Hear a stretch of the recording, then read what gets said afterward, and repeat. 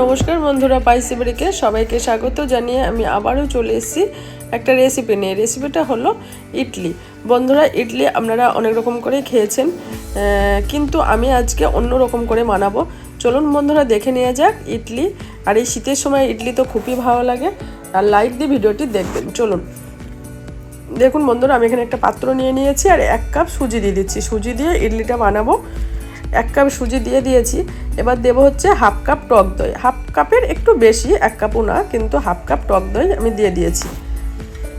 আর এটা কিনা টক দই, আপনারা ঘরে তৈরি করেও দিতে পারেন। আর পরিমাণ মতো লবণ দিয়ে দিয়েছি।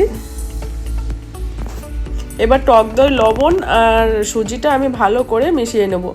আর দেবো হচ্ছে একটু জল, মানে 1/2 কাপ মতো জল দিয়ে দিলাম। জল দিয়ে ভালো করে আমি সুজি টক দইটা মাখিয়ে নেব। দেখুন, আবার একটু জল লাগবে। জল একটু দিয়ে দিলাম, 2 চামচ মতো। জল দিয়ে সুন্দর করে এইভাবে ফাটিয়ে নিয়ে আমি কমসে কম আধ ঘন্টা রেখে দেবো। আপনারা 15 মিনিটও রাখতে পারেন, যদি তাড়াতাড়ি থাকে 10-15 মিনিট রাখতে পারেন, কিন্তু আমি আধা ঘন্টায় রেখে দিয়েছি। আর এদিকে একটা চাটনি বানিয়ে নেবো। ওর জন্য নারকেল দিয়ে চাটনিটা বানাচ্ছি। নারকেল দিয়ে দিয়েছি।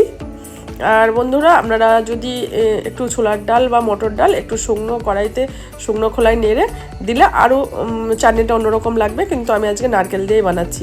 নারকেল দিয়েছি, ধনেপাতা দিয়েছি, আর 3টে কাঁচা লঙ্কা আর আদার টুকরো, আর তেঁতুলের কাঠ বার করে রেখেছি একটু দিয়ে দিয়েছি অল্প। আর জল দিয়ে দিলাম অল্প পরিমাণে। আর দেব লবণ। লবণটা দিয়ে দিচ্ছি। লবণটা পরিমাণ মতো দিয়ে এইবার আমি চাটনিটা তৈরি করে নেব মিক্সারে। এই দেখুন, খুব সুন্দর হয়েছে পেস্টটা, খুব সুন্দর হয়েছে চাটনিটা, দেখে বুঝতেই পাচ্ছেন। এবার একটা বাটির মধ্যে আমি ঢেলে নেব।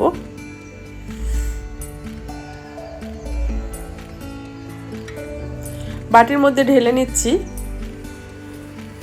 এবার গ্যাস চুলাটা ধরিয়ে দিয়েছি। আর আগে থেকেই আমি এই সরিষার তেলটা কড়াইয়ের মধ্যে ছিল আমার, ওর জন্য আর আলাদা করে তেল দিলাম না। আর 2-3টে শুকনো লঙ্কা দিয়েছি। আপনাদের কাছে কারি পাতা থাকলে দেবেন, আরও ভালো লাগবে, কিন্তু কারি পাতাটা আমার কাছে ছিল না। আর একটু দিয়েছি হচ্ছে কালো সর্ষে, সাদা সর্ষে ফোড়নে দিয়ে দিয়েছি। এইবার এই ফোড়নটা আমি এর মধ্যে দিয়ে দেবো, চাটনিটার মধ্যে দিয়ে দেবো। চাটনিটার মধ্যে দিয়ে আমি ভালো করে চামচ দিয়ে নেড়ে নেব। চাটনিটা আমার রেডি হয়ে গেছে। এই দেখুন, চাটনিটা আমার পুরোপুরি রেডি হয়ে গেছে। আমি ভালো করে মাখিয়ে নিয়েছি।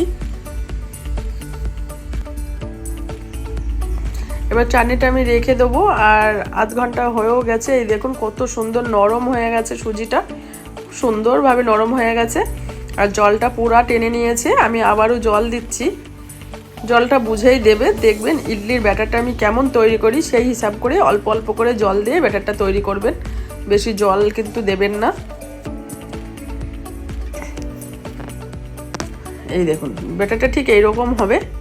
খুব সুন্দর হয়েছে, দেখে বুঝতেই পাচ্ছেন। এবার দেব হচ্ছে একটা লেমনের ইনো। 1 প্যাকেট ইনো আমি দিয়ে দেব। 1 প্যাকেটই দেব।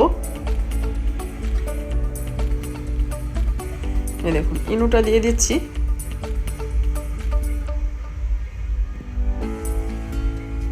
ইনোটা দিয়ে আবারও নাড়াচাড়া করছে। আর দেখতেই পাচ্ছেন কতটা ফুলে ফেপে উঠেছে, কত সুন্দর হয়েছে।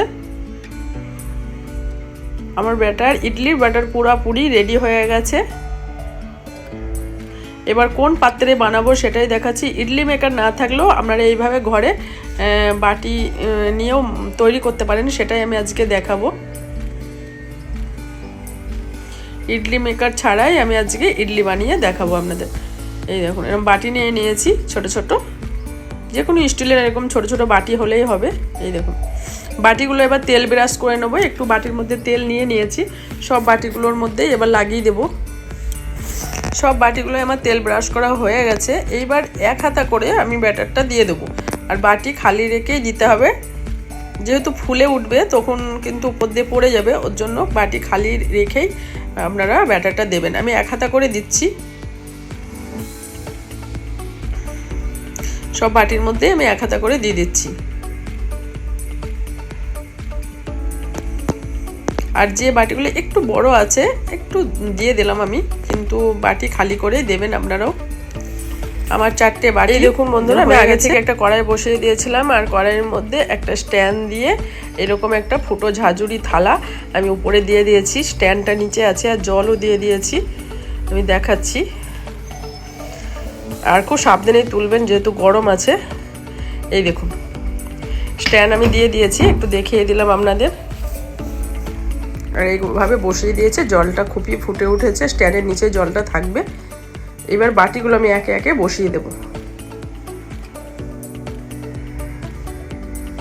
4টে বাটি বসিয়ে দেব, আর একটা উপরে দিয়ে দিলাম, যেহেতু জায়গাটা শর্ট আছে ওর জন্য একটা উপরে দিয়ে দিলাম।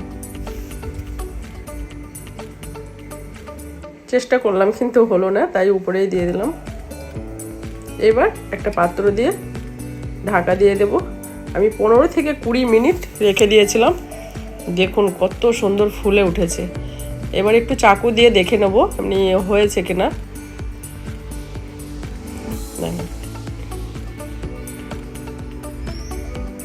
দেখুন হয়ে গেছে, একটু লেগে যাচ্ছে কিন্তু অসুবিধা হবে না, কারণ এই ভাপেতেই পুরা হয়ে যাবে। ওর জন্য আমি এবার নামিয়ে নেব। আর ফুটো ফুটো হয়ে গেছে, দেখতে পাচ্ছেন, দেখে বোঝাই যাচ্ছে যে আমার ইডলিটা তৈরি হয়ে গেছে।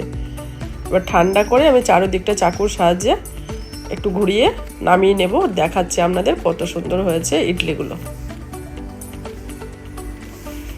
আর এই শীতের মধ্যে তো ভালোই লাগে এরকম ইডলি তৈরি করে খেতে। চারদিকটা এইভাবে চাকুর সাহায্যে ঘুরিয়ে হালকা হাত দিয়ে চাপ দেবে আর উঠে চলে আসবে। দেখুন আমার সব ইডলিগুলোও খুব সুন্দর হয়েছে।